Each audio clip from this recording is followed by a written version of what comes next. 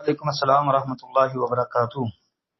محترم بھائی نے یہ پوسٹ بھیجی ہے جی، ارشاد نبوی صلی اللہ علیہ وسلم لکھا، میری امت پر بھی وہ وقت آئے گا جو بنی اسرائیل پر آیا تھا، ان کے حالات پورے پورے ان جیسے ہو جائیں گے، حتیٰ کہ بنی اسرائیل نے اپنی ماں سے اعلانیہ نکاح کیا تھا، تو میری امت بھی اسی طرح کے گناہوں کی مرتکب ہوگی۔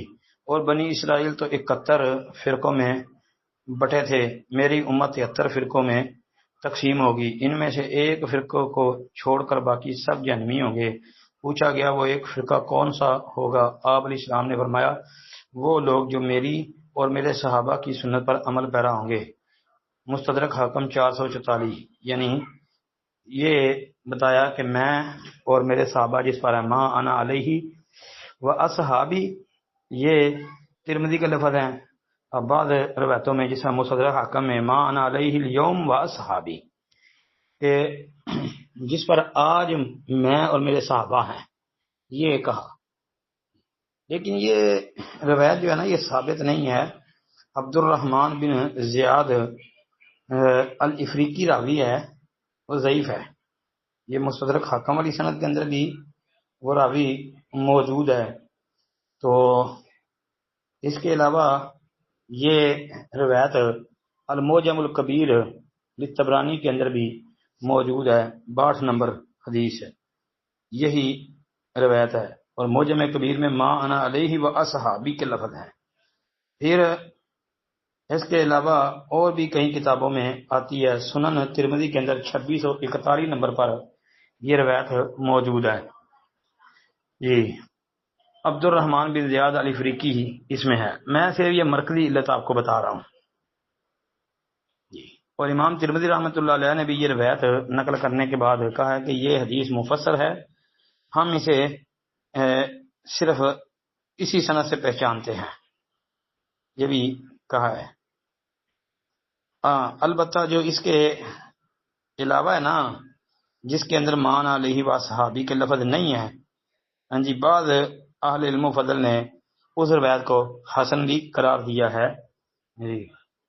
وہ روایت ابو ہریرہ رضی اللہ عنہ سے مروی سنن نبی داود کے اندر بھی موجود ہے، اور ترمذی کی 2640 نمبر حدیث ہے جی۔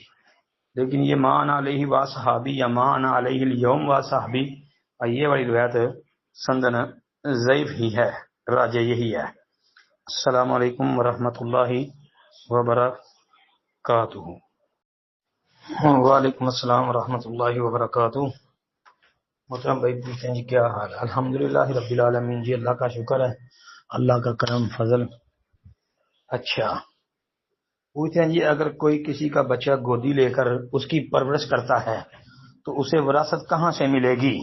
اچھا جی، اسے وراثت جو ہے اس کے حقیقی باپ کی جائیداد سے ملے گی، جو اس کا اصل باپ ہے نا جی، اس کی جو وراثت، اس کا چھوڑا ہوا مال دنیا سے جانے کے بعد جو تقسیم ہوگا وارثوں میں، یہ بھی اس کا وارث بنے گا۔ اب باقی جس نے لے کے پالا ہے جی، اپنا بیٹا بنایا ہے، اور اس کی جائیداد میں اس کا حصہ نہیں ہے، کیونکہ لے پالک کا حصہ اس کی جائیداد میں سے نہیں ہوتا جو لے کے پالتا ہے۔ ہاں یہ ہو سکتا ہے کہ وہ جو اپنے مال میں سے وصیت کرتا ہے، وصیت اس کے لیے کر سکتا ہے، کیونکہ وصیت غیر وارث کے لیے ہوتی ہے، وارث کے لیے نہیں ہوتی جی۔ السلام علیکم ورحمۃ اللہ وبرکاتہ۔